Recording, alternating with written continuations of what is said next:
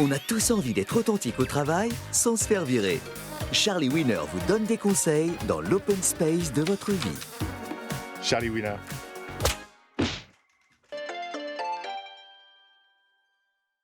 Bonjour. Aujourd'hui, j'ai sélectionné une question qui fait mouche de Sonia Chamé, talentologue chez Lucky Bees. Comment couper sa caméra en visio sans passer pour une ordure? Merci pour cette question, Sonia. C'est vrai que c'est compliqué d'expliquer que vous avez un esprit de co-construction, mais que vous souhaitez qu'on ne vous voit plus. Commençons par une phase d'analyse de la situation.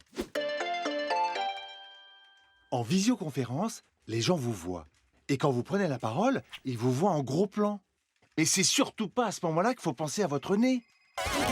Pensez plutôt à parler de manière cohérente. Restez concentré sur ce que vous dites, et puis écoutez vos collaborateurs au lieu de les ausculter. À part pour Michel qui va encore parler sur mute. Heureusement, ce qu'il dit n'a aucune valeur. Bref, la caméra complique nos réunions à distance. Vous avez raison de vous interroger, Sonia. Comment désactiver cette caméra sans passer pour une ordure? Demandons de l'aide à la data. La data. 87% des gens qui sont en visio aimeraient avoir un problème de connexion. Vous voyez, Sonia, la data nous dit que vous n'êtes pas la seule à vouloir désactiver votre caméra. Il y a plusieurs possibilités. Use case number 1. Vous êtes en télétravail. Prétextez un problème de connexion à Internet en expliquant que la boucle locale n'est plus là. Use case number 2. Vous êtes dans un open space ultra connecté. Dans ce cas-là, au lieu de parler de bande passante, parlez management. Expliquez à votre N+1 que la caméra épuise ses équipes. Quand on est filmé, on doit faire attention à plein de choses. Ça oblige à rester dans le cadre au lieu de penser out of the box. Ça rend le silence pesant. Du coup, on dit des choses pas innovantes comme « je prends ton point ». Bref, Sonia, vous avez sûrement besoin d'un conseil qui fait du bien. Sonia, dites à votre N+1 que moins se voir, c'est mieux s'entendre. On reste en contact.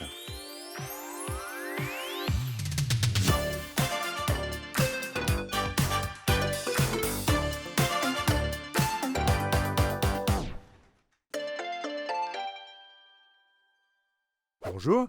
Aujourd'hui, j'ai sélectionné une question de Lisa Labamba, brand doctor chez Caramba 21. Que mettre dans mon mail d'absence avant mon départ en vacances? Lisa, si vous partez en vacances, ce n'est pas pour lire des mails sous un parasol. Du coup, vous mettez un mail automatique de réponse qui indique que vous avez une vie équilibrée. Et vous avez bien raison. Mais quel message rédiger? Commençons par une phase d'analyse de la situation. Lisa, ce message automatique d'absence, c'est l'occasion d'arroser tout votre écosystème d'informations captivantes sur vous-même. Il faut être pertinent. Demandons de l'aide à la data. La data. 83% des gens qui mettent un message automatique de congé en anglais n'ont pas de rayonnement international. Vous voyez, Lisa, ce message d'absence, c'est l'occasion de faire croire que vous êtes un manager à rayonnement international. Commencez par un sympathique buongiorno, ou bien encore mieux, ni hao. C'est toujours intéressant de montrer que vous êtes en contact avec l'Orient. Après, communiquez sur le process en votre absence. La personne à contacter est Dounia, et en cas d'extrême urgence, on peut composer le 18. Vous passerez pour réactive, organisée et importante. Alors voici mon conseil qui fait du bien.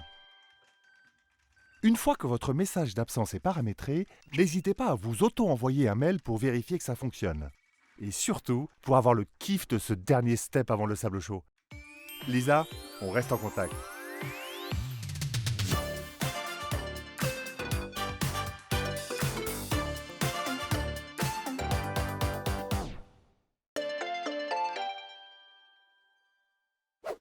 Bonjour. Aujourd'hui, j'ai sélectionné une question qui fait mouche de Anna Tienbon, mentor en créativité opérationnelle chez Triceratops. Que répondre à mon N+1 qui dit ça fait sens alors que j'y comprends que dalle? Merci Anna. Votre question fait sens, car à force de dire « ça fait sens », ça n'en a plus. Or, le sens, c'est hyper important pour savoir si on va dans la bonne direction. Commençons par une phase d'analyse de la situation. Anna, aujourd'hui, on ne cherche plus du travail, on cherche du sens. Surtout quand on travaille dans la plasturgie. Alors, pour donner du sens, on dit « ça fait sens ». Comme ça, on n'a pas besoin de s'expliquer. Par exemple, si votre direction vous dit « ce projet de fusion fait sens », Vous ne demanderez pas pourquoi on a viré Jean-Claude ainsi que tout son département. Que nous dit la data? La data. 62% des collaborateurs qui pensent que ça fait sens vont dans des directions aléatoires. Eh oui, Anna, ça fait sens, ne donne pas la bonne direction, mais l'envie d'avancer. Comme ça, l'entreprise pousse ses collaborateurs à accélérer vers quelque part. Quand De Gaulle disait « La France, c'est la France !» ça n'avait aucun sens. Mais chacun pouvait projeter sa vision de la France. La France éternelle, la France des fromages, la France du nucléaire. Aujourd'hui, Anna, votre N+1 fait son général De Gaulle. S'il vous dit « ça fait sens », ça montre juste qu'il ne sait pas où il va. Et vous non plus. Alors voici mon conseil qui fait du bien.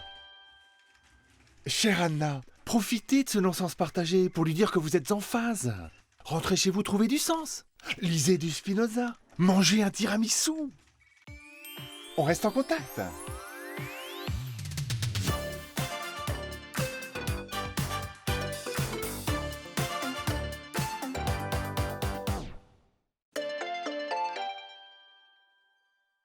Bonjour. Aujourd'hui, j'ai sélectionné une question qui fait mouche de Thierry Narco, Sprint Facilitateur at SpaceZ. Comment être sûr que ça fait waouh? Waouh! C'est simple à dire, mais c'est difficile à obtenir. Thierry, quand un client veut son waouh, il veut une pièce montée. Eh bien, il ne faut pas se ramener avec des cigarettes russes. Alors comment faire? Commençons par une phase d'analyse de la situation. Aujourd'hui, un client ne doit pas être satisfait. Il doit être ébloui, transporté, enchanté. Il ouvre la bouche, il fait « Waouh !» et il sort sa carte bleue. L'effet « Waouh !» c'est une surprise. C'est dépasser les attentes. Mais si le client s'attend à un effet « Waouh !», comment obtenir un « Waouh !» Voyons ce que nous dit la data. La data. 77% des effets « waouh » se transforment en effets « mouais ». C'est ça le problème, Thierry. On veut toujours donner l'impression que tout est calculable, de maîtriser l'immaîtrisable, comme si c'était de la science. Bientôt, on aura des Chief Waouh Officers. Alors voici mon conseil qui fait du bien. Thierry, aujourd'hui les gens veulent du waouh durable, du waouh authentique. Allez-y crescendo. Commencez par un effet « Eh ». Faites-le grandir en un effet « Oh ». Et qui sait, un matin, l'effet waouh est là. On reste en contact.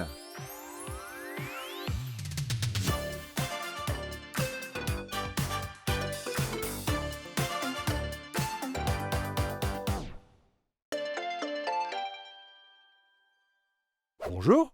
Aujourd'hui, j'ai sélectionné une question qui fait mouche de Lucien Rentable, expert des dynamiques coopératives chez Big Partners.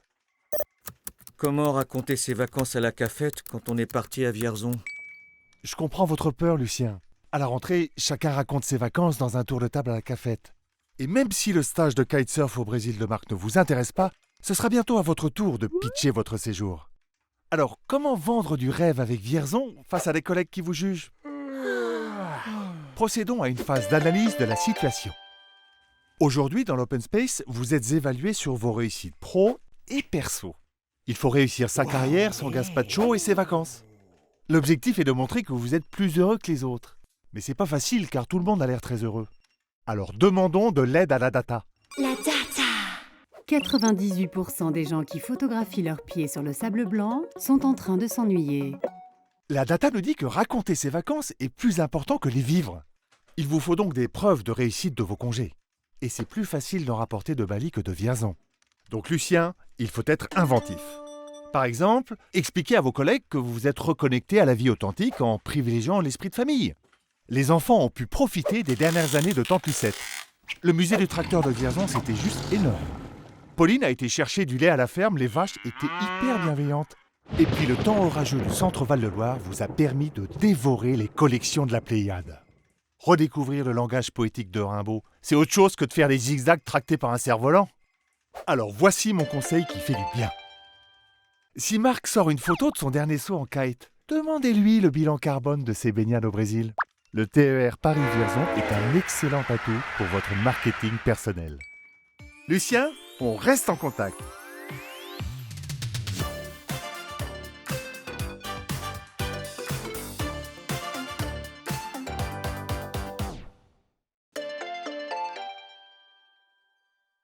Bonjour. Aujourd'hui, j'ai sélectionné une question qui fait mouche de Kevin Touffret, stagiaire chez Always Consulting. Faut-il signer ses emails par cordialement ou bien à vous? Merci. Quelle bonne question, Kevin. C'est vrai que beaucoup de vos collaborateurs signent cordialement ou bien à vous sans réfléchir. C'est pas une raison pour pas réfléchir. Commençons par une phase d'analyse de la situation. Quand vous signez un mail, vous cherchez à être ni trop familier, ni trop distant. Et c'est pour ça que vous signez cordialement. Ça marche à tous les coups. Mais au bout de 150 cordialement, vous avez envie de tenter un bien à vous. C'est humain. Alors voyons ce que nous dit la data. La data. 80% des gens qui signent bien cordialement ne sont pas plus cordiaux que la moyenne. Kevin, la data nous dit que ces formules sont décorrélées de leur signifiant.